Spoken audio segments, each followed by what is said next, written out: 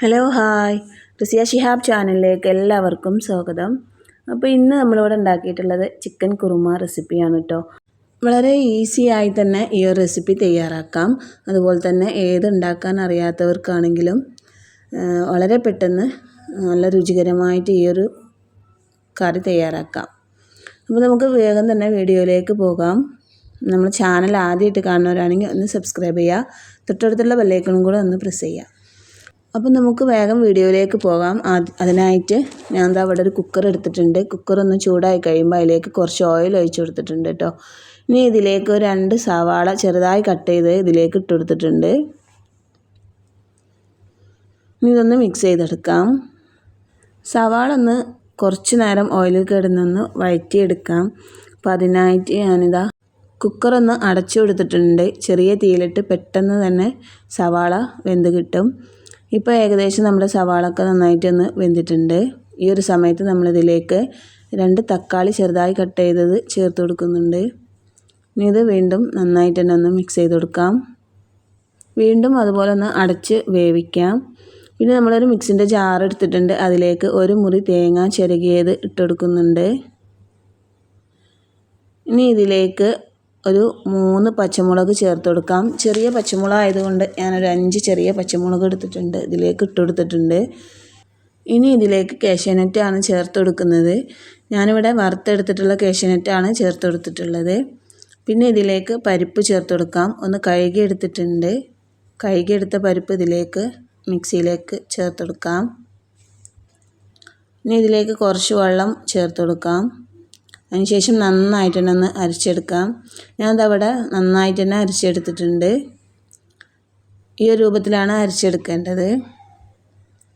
അപ്പോഴേക്കും നമ്മൾ തക്കാളിയും സവാളയൊക്കെ നന്നായിട്ട് വഴറ്റിയെടുത്തിട്ടുണ്ട്. ആ തക്കാളിയൊക്കെ നന്നായിട്ട് ഒന്ന് ഉടച്ചെടുക്കാം. അതിനുശേഷം ഇതിലേക്ക് ഇഞ്ചി വെളുത്തുള്ളി പേസ്റ്റ് ചേർത്ത് കൊടുക്കുന്നുണ്ട്. കൂടെ തന്നെ ഒരു 1/2 ടീസ്പൂൺ ഉലുവ ചേർത്ത് കൊടുക്കാം. 1/4 ടീസ്പൂൺ ഗരം മസാല ചേർത്ത് കൊടുക്കാം. അതിനുശേഷം നല്ല രീതിയിലൊന്ന് മിക്സ് ചെയ്ത് കൊടുക്കാം.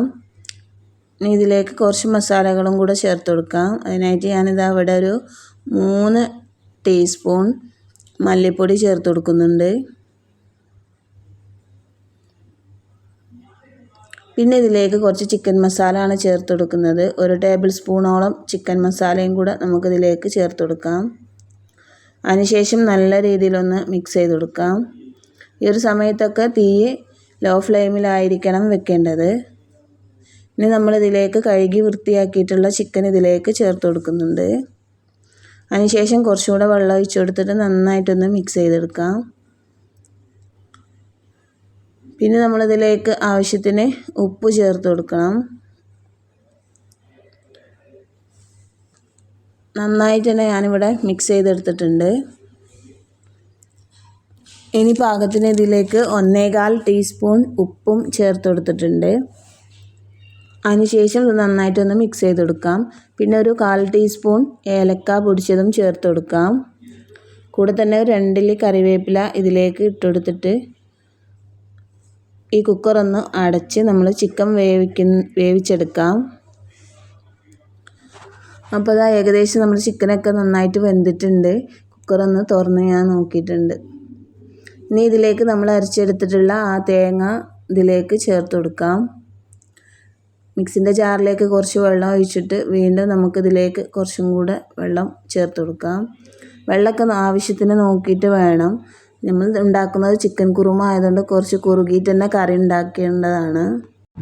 ഇനി ഇതിലേക്ക് ഒരു 1/4 ടീസ്പൂൺ ഏലക്ക പൊടിച്ചത് ചേർത്ത് കൊടുക്കുന്നുണ്ട്. അതുപോലെ തന്നെ ഇനി കൂടെ നമുക്ക് മല്ലിയില ഉണ്ടെങ്കിൽ മല്ലിയില ഇട്ടെടുക്കാം. ഞാനിവിടെ മല്ലിയില ഇല്ലാത്തത് കൊണ്ടാണ് കറിവേപ്പില ഇട്ടെടുക്കുന്നത്. അപ്പോൾ നിങ്ങൾ മല്ലിയില ഉണ്ടെങ്കിൽ അത് ചേർത്ത് കൊടുക്കാം, ഇല്ലാണ്ടെങ്കിൽ കറിവേപ്പില ചേർത്ത് കൊടുത്താലും മതിയാവും. അതിനുശേഷം നല്ല രീതിയിൽ ഒന്നുകൂടെ ഒന്ന് തിളപ്പിച്ചെടുക്കാം. അപ്പോൾ നമ്മുടെ ചിക്കൻ കുറുമ ഇവിടെ റെഡി ആയിട്ടുണ്ട് കേട്ടോ. വളരെ ഈസി ആയിട്ട് തന്നെ ഏത് കുറുമ ഉണ്ടാക്കാൻ അറിയാത്തവർക്കും ചിക്കൻ കുറുമ റെസിപ്പി ഉണ്ടാക്കാൻ പറ്റുന്നതാണ്. അപ്പോൾ ഇന്നത്തെ വീഡിയോ ഇത്രയേ ഉള്ളൂ. പുതിയൊരു വീഡിയോയുമായി നമുക്ക് വീണ്ടും കാണാം. അതുവരേക്കും ബൈ.